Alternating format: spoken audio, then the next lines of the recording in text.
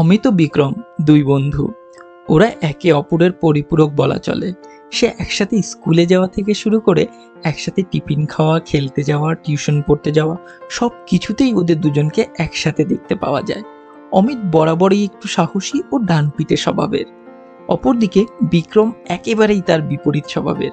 এত বৈপরীত্য থাকা সত্ত্বেও ওদের বন্ধুত্ব একেবারে অটুট। সেবার মাধ্যমিক পরীক্ষা শুরু হতে 2 মাস বাকি। সকল ছাত্ররা যখন পড়াশোনায় মগ্ন, তখন এক পড়ন্ত বিকেলে অমিত ও বিক্রম নদীর পাড়ে গাছের নিচে বসে গল্প করছে। আচ্ছা বিক্রম, কখনো ভেবে দেখেছিস এই নদীটার উপরে কি আছে? কেমন হতে পারে ওখানকার লোকজন, তাদের জীবনযাত্রা? না রে, কখনো ভেবে দেখিনি। আর ভাবতেই বা যাবো কেন? নিশ্চয়ই আমাদের মতোই হবে। এই জন্যই বলি, তোকে দিয়ে কিছু হবে না। তুই আর বাকি 4-5 জনের মতো এই গ্রামেই পড়ে থাকবি, বাইরের জগৎটাও তোকে আর দেখতে হবে না। আচ্ছা, সে না হয় বুঝলাম। এবার তুই বল, তুই এমন কি ভেবেছিস যা তোর জীবন পাল্টে দিতে পারে? আমার মাথায় একটা বুদ্ধি এসেছে। কি বুদ্ধি শুনি? আমি ভাবছিলাম স্বপনকুড়োর যে ডিঙি নৌকাটা আছে, ওটা নিয়ে একদিন দুজনে মিলে বেরিয়ে পড়লে কেমন হয়? না না, বাড়িতে বললে খুব বকবে। আমি যাব না, তুই যা ভাই। দেখলি তো, এই জন্যই বলি তোকে দিয়ে কিছু হবে না। ওরে, সাহস না করলে ভয়কে জয় করবি কি করে?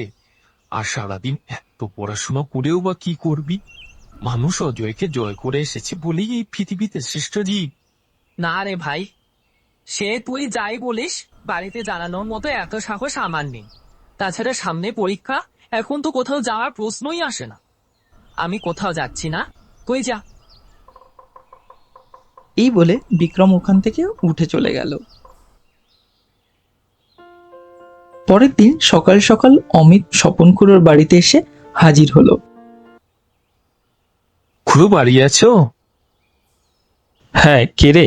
এই সাত সকালে ডাকাটা কি করছে? আগে আমি অমিত, তোমার সাথে একটু দরকার ছিল। হ্যাঁ রে অমিত, তা তুই এই সাত সকালে কি মনে করে? বলছি, তোমার ডিঙি নৌকাটা আজকের দিনের জন্য আমায় একটু দেবে? তুই আবার ডিঙি নৌকা নিয়ে কি করবি? শোন বাপু, এমনিতেই অনেক সমস্যায় আছি, আর ঝামেলা নিতে চাই না। আহা, কিছু হবে না গো, আমি নদীর কাছে একটু ঘোরাঘুরি করে চলে আসবো। আচ্ছা, সে না হয় দেব, কিন্তু কথা দে বেশি দূরে যাবি না। এমনিতেই আকাশের অবস্থা খুব একটা ভালো নেই। কটা দিন ধরে হঠাৎ হঠাৎ করে ঝড় বৃষ্টি শুরু হয়ে যাচ্ছে।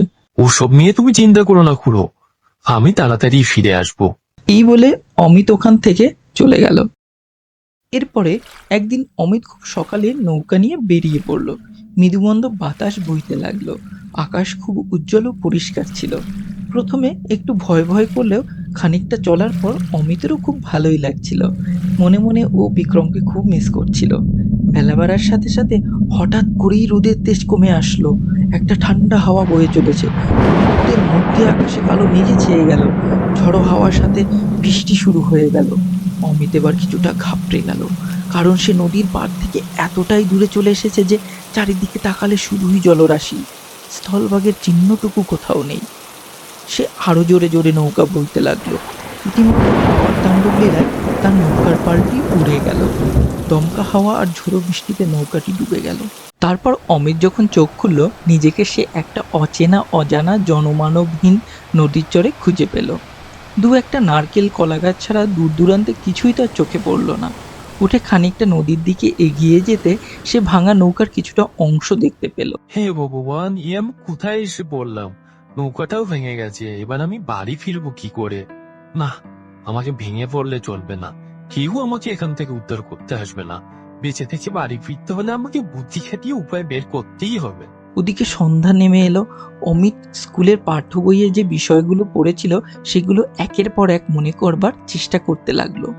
শুরুতে সে এদিক ওদিক ছোটাছুটি করে কিছু শুকনো কাঠ পাতা জোগাড় করে আনলো এবং হাঁটু গেড়ে বসে দুটো পাথরের টুকরোকে একসাথে ঘষতে থাকলো, যতক্ষণ না পর্যন্ত সে আগুনের শিখা দেখতে পেল।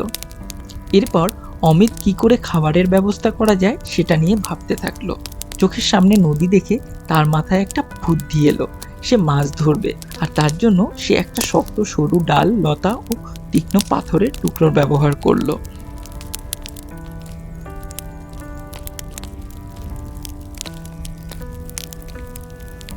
সারাদিনের ক্লান্তিতে সে এবার ঘুমিয়ে পড়ল।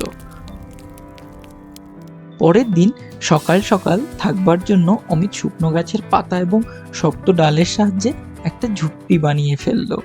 তারপর বেশ কিছুদিন এভাবে কেটে গেল। প্রত্যেকটা দিন অমিতের কাছে প্রতিযোগিতার মতো মনে হতো এবং সে অত্যন্ত দক্ষতা ও গভীর অধ্যবসায়ের সাহায্যে সকল বাধা বিপত্তি কাটিয়ে সফল হতে লাগলো। এভাবে সে বুঝতে পারলো মানুষের জীবনে পড়াশোনার বিকল্প নেই। বিপদে পড়লে সেই অর্জিত বাস্তব জ্ঞানেই পারে তাকে কঠিন পরিস্থিতি থেকে বের করে আনতে। অমিত ধীরে ধীরে নৌকাটি মেরামত করে ফেললো।